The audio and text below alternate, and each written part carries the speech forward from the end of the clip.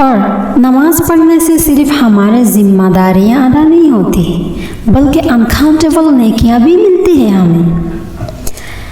ترمذی کی روایت ہے، حضرت عائشہ رضی اللہ تعالی عنہا فرماتی ہیں، قال رسول اللہ صلی اللہ علیہ وسلم رکعت الفجر خیر من الدنیا وما فیہا۔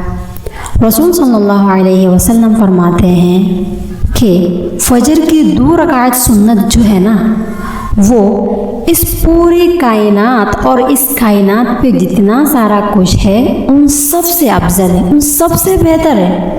کیا ہے؟ فجر کی 2 رکعت سنت جو ہے وہ اس پوری دنیا اور اس دنیا پہ جتنا سارا کچھ چیز ہے ان سب سے بہتر ہے، ان سب سے افضل ہے، ان سب سے بڑھ کے ہے۔ سبحان اللہ۔ تو اب آپ ہی گیس کریں کہ اگر سنت کی یہی اجر ہو سکتا ہے، سنت کی اجر اتنا زیادہ ہو سکتا ہے، تو پھر فرائض کا کیا؟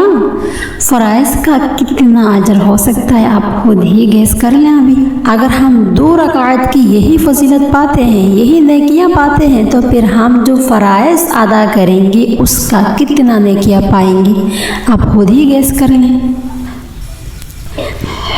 اور اشراق کے بارے میں آپ سب تو سنی ہی ہوں گے، ہم میں بہت ساروں نے تو اشراق پڑھتی بھی ہوں گے، ہے نا، اور بہت ساروں نے تو اشراق تو دور کے بعد فجر کا نماز بھی وقت پر نہیں پاتی ہوں گی، ہے نا۔ صحیح تو بول رہی ہوں میں؟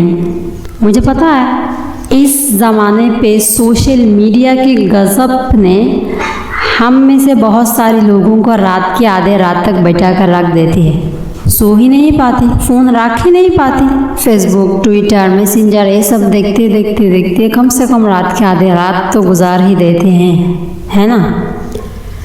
تو تہجد پڑھنا تو دور کی بات ہے، فجر کی نماز بھی وقت پر نہیں پاتے ہیں۔ تو اگر فجر کی نماز نہیں پا رہی ہیں تو ہم اشراق کہاں سے پڑھ رہی ہیں؟ سوتی بھی ہم فجر کی ٹائم پہ ہیں، تو پھر فجر کی نماز، اشراق کی نماز، تہجد تو گیا ہی ہے، ہم تہجد موبائل پہ پڑھتے ہیں، ہے نا۔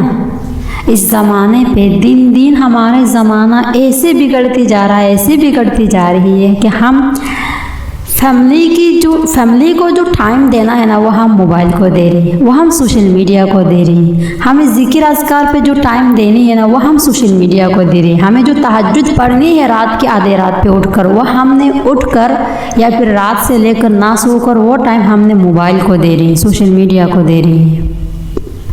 اتنا لمبی پہ نہیں جاتی ہوں، آتے ہیں بات مدعے پہ، اشراق کی نماز کی کیا فضیلت ہے۔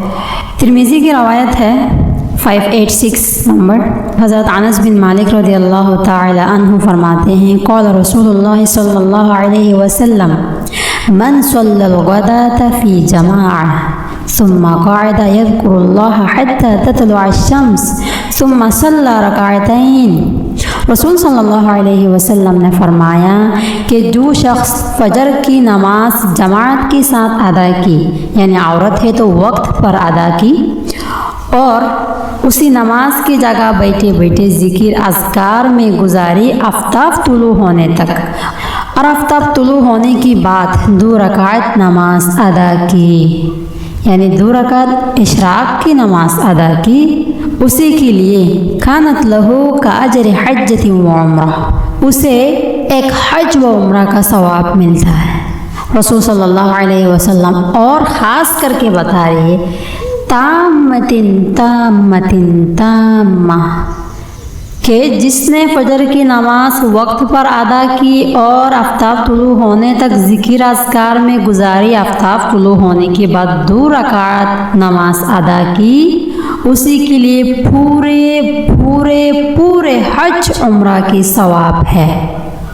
اسے پورے پورے حج عمرہ کی ثواب مل جاتا ہے۔ سبحان اللہ۔ تو کیا ہم نہیں کر سکیں گے؟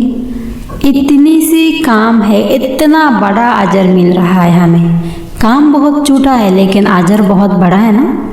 2 رکعت نماز کی بدلے حج عمرہ کی پورا ثواب ملنا بہت بڑی بات ہے نا، کہ ثواب کے مطابق جو حج عمرہ کی جو ثواب مل رہا ہے ہمیں، اس ثواب کے مطابق یہ عمل جو ہے وہ بہت کم ہے نا، بہت چھوٹا ہے نا، बस सिर्फ 2 रकात ही नमाज़ पढ़ लें, वक्त पर फजर का नमाज़ पढ़ें, उसके बाद दुनियावी काम पे मशगूल ना हो बल्कि ज़िक्र अज़कार में मुब्तला रहें आफ्ताब तुलू होने तक। उसके बाद 2 रकात सिर्फ नमाज़ पढ़ लें और ले लें हज उम्रा का पूरा सवाब। अल्लाह हम सबको इस सवाब के हकदार बनाए।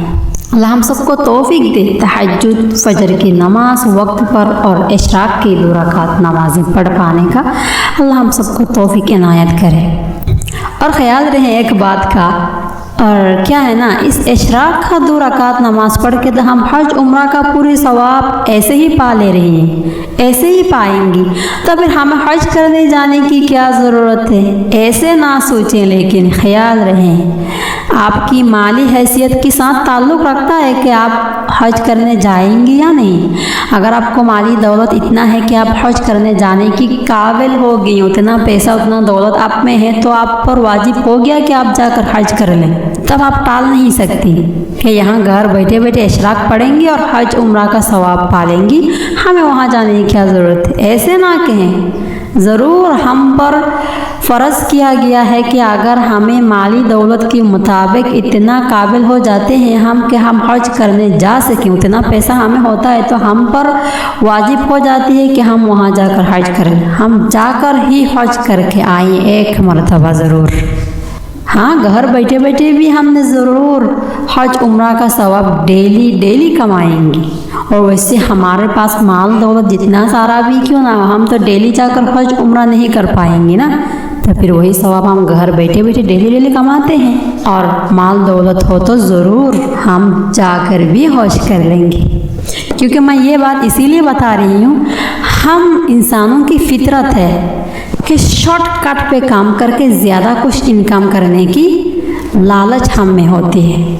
जैसे वहाँ जाकर इतना सारा पैसा खर्च करके, इतना दुख करके वहाँ जाकर हज करने की क्या ज़रूरत है। यहाँ बैठे बैठे 2 रकात नमाज पढ़ लेती हैं इशराक की, तो फिर हज उम्रा का सवाब कमा लेंगी। ऐसे सोचकर हमने शॉर्टकट काम से ज़्यादा कुछ कमाने के लिए सोचकर ना बैठी रहे। हाँ, ज़रूर हम इशराक वक्त पर फजर का नमाज पढ़ के ज़िक्र अज़कार में टाइम गुजार कर आफ्ताब तुलू होने तक, आफ्ताब तुलू होने की बाद 2 रकात इशराक ठीक से पढ़ सकी तो इंशाअल्लाह हमें एक हज उम्रा का सवाब मिलने वाला है। ये रसूल का फरमान है, ये ज़रूर मिलेगा, मिलने वाला है। लेकिन उससे इसके साथ कंपेयर ना करें कि हम यहाँ पढ़ेंगे तो हमें और हज करने जाने की ज़रूरत नहीं। बिल्कुल ज़रूरत है। अगर आप में काबिलियत हो तो आपको हज करने के लिए मक्का जाकर हज करके आना लाजिम है। ख्याल रहे। अल्लाह हम सबको समझने की तौफीक इनायत करे।